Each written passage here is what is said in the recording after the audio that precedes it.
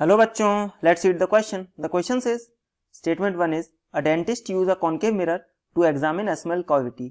Statement 2 is a dentist use a concave mirror so as to form a magnified virtual image of an object. Question समझते हैं. देखिए assertion reason question है, हमें दिया गया है. अब हमें बताना है कि हमारा स्टेटमेंट कौन सा करेक्ट है. देखिए सबसे पहले की कॉन्सेप्ट समझते हैं. तो पहले हम कॉनकेव मिरर की इमेज फॉर्मेशन देखते हैं. की कॉन्सेप्ट हमारा यही होगा. देखिए मान लीजिए ये हमारा फोकल लेंथ है मिरर की, and focal length and pole के बीच में अगर हम कोई ऑब्जेक्ट रखते हैं, तो अगर हम ऑब्जेक्ट रखेंगे देखिए तो ये पैरेलल अगर जाएगी इस पे तो ये हमारी टकरा के कुछ फोकस से वापस आएगी. एंड अगर हम बात करें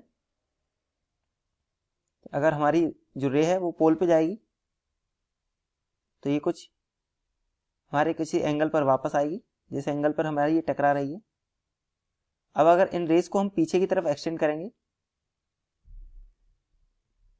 क्योंकि ये अगर हम इस साइड देखेंगे तो ये रेस हमारी कभी भी मीट नहीं करेंगी. तो अगर हम इन्हें बैकवर्ड एक्सटेंड करेंगे तो ये देखिए हमारी इस ऑब्जेक्ट की कैसी इमेज बनेगी, यहाँ पर magnified image, magnified and virtual. This image is magnified and virtual. देखिए तो अब इसका यूज क्या होगा, हमारा जो हमारे डेंटिस्ट होते हैं वो इसको यूज करते हैं ताकि वो अगर ऑब्जेक्ट को यानी कि टीथ को, हमारे टीथ या फिर कैविटी को फोकस और पोल के बीच में प्लेस करेंगे अगर, तो हमारा जो इमेज बनेगी उसकी वो कैसी बनेगी, मैग्नीफाइड एंड वर्चुअल. तो यही अब देखते हैं. अब हम इसी के बेसिस पे यही हमारा की कॉन्सेप्ट है, इसी के बेसिस पे हम क्वेश्चन देखेंगे. स्टेटमेंट 1 दिया गया है, a dentist use a concave mirror to examine a small cavity. तो ये बिल्कुल करेक्ट है. अब statement 2, a dentist use a concave mirror so as to form magnified and virtual image of an object.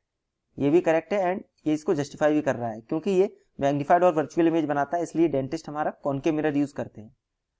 Therefore correct answer will be option A if both assertion and reason are true and reason is the correct explanation of assertion. Hope you understood it well. Best of luck. Thank you.